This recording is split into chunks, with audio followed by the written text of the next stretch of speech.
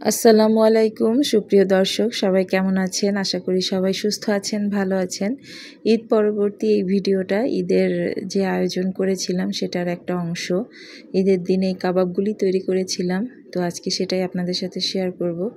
কাবাব তৈরির জন্য আমি নিয়ে নিয়েছি মুরগির ব্রেস্ট পিস।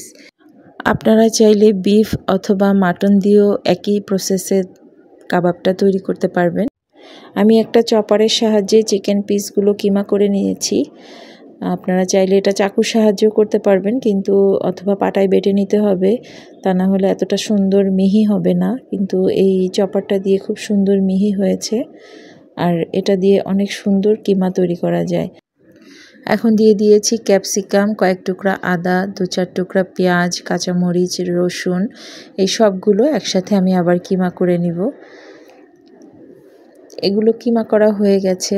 এখন এই কিমা মেশিন থেকে বের করে আমি এগুলো থেকে যে জুসটা হবে, মানে এই পেঁয়াজ, আদা, রসুন, ক্যাপসিকাম এগুলো থেকে যে রসটা আছে এটা আমি চিপড়ে বের করে ফেলবো, তা না হলে কাবাবের টেক্সচারটা ভালো আসবে না। স্প্যাচুলার সাহায্যে আমি চেপে চেপে এভাবে করে রসগুলো বের করে ফেলেছি। যতটা সম্ভব চেষ্টা করবেন এই কাজটি করতে। দেখেন কতটা পানি বের হয়েছে। পানিগুলো যদি থাকে কাবাবের টেক্সচারটা কিন্তু ভালো আসবে না। এখন দিয়ে দিয়েছি বাকি মশলা। দিয়েছি একটু লাল মরিচের গুঁড়ো, দিয়েছি একটু ভাজা জিরা এবং ধনিয়া গুঁড়ো, একটু কাবাব মশলা, স্বাদ মতো লবণ এবং বাটার দিয়েছি। খুবই অল্প মশলা, খুব বেশি মশলা এখানে দেইনি। অবশ্যই বাটারটা দেওয়ার চেষ্টা করবেন। বাটার দিলে কিন্তু কাবাবের ভেতরে খুব সুন্দর একটা স্মেল হয়, এবং ভেতরটা যখন কুক হবে ভেতরটা কিন্তু খুব সুন্দর জুসি থাকবে। এই কারণে বাটারটা ব্যবহার করা, আর স্মেলটা ভালো থাকার জন্যই কিন্তু বাটার ব্যবহার করা। তো এই যে আমি খুব ভালোভাবে এটা মেখে নিয়েছি, এবং মেখে নেওয়ার পরে কিন্তু আমি এটা 1 ঘন্টা মতো ফ্রিজে রেখেছিলাম।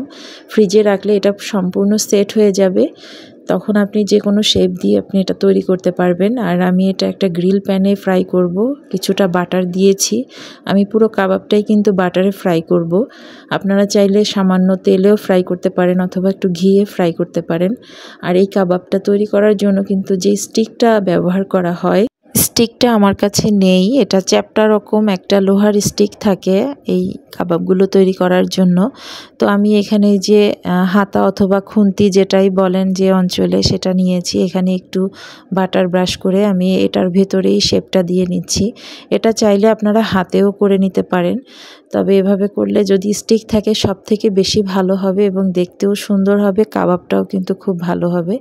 তো এভাবে করার পরে আমি এটা এখান থেকে খুলে আবার এভাবে একটু চেপে চেপে দিয়েছি, কারণ যেহেতু আমার কাছে স্টিক নাই।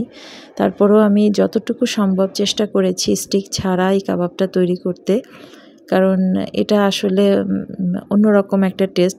সব ধরনের কাবাব কিন্তু একই রকম টেস্টের হয় না, এক একটা কাবাবের টেস্ট এক এক রকম হয়। তো এই কাবাবটার টেস্টটাও বেশ ভালো লেগেছিল, আর বিশেষ করে কাবাব কিন্তু গরম গরম খেতেই বেশি ভালো লাগে। তো এই যে একটা সাইড হয়ে যাওয়ার পরে খুব সুন্দরভাবে অন্য সাইড উল্টে দিয়েছি। অবশ্যই কাবাবটা যখনই ফ্রাই প্যানে দিবেন, দেওয়ার সাথে সাথে উল্টে দিবেন না, তাহলে কিন্তু ভেঙে যাবে। একটা সাইড হওয়ার পরে তারপরে উল্টে দিবেন। আমি কিছুটা বাটার আবার উপর থেকে ব্রাশ করে দিয়েছি।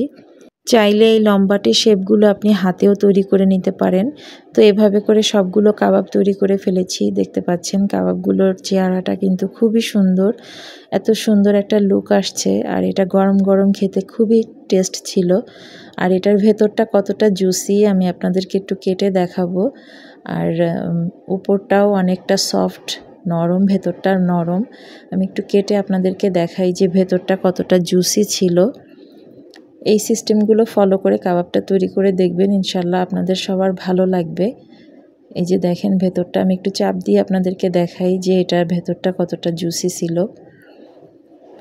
আশা করি ভিডিওটি সবার ভালো লেগেছে, আর ভালো লাগলে অবশ্যই চ্যানেলটি সাবস্ক্রাইব করবেন। সবাই সুস্থ থাকবেন, ভালো থাকবেন, আরও নতুন নতুন ভিডিও নিয়ে আসবো। আল্লাহ হাফেজ।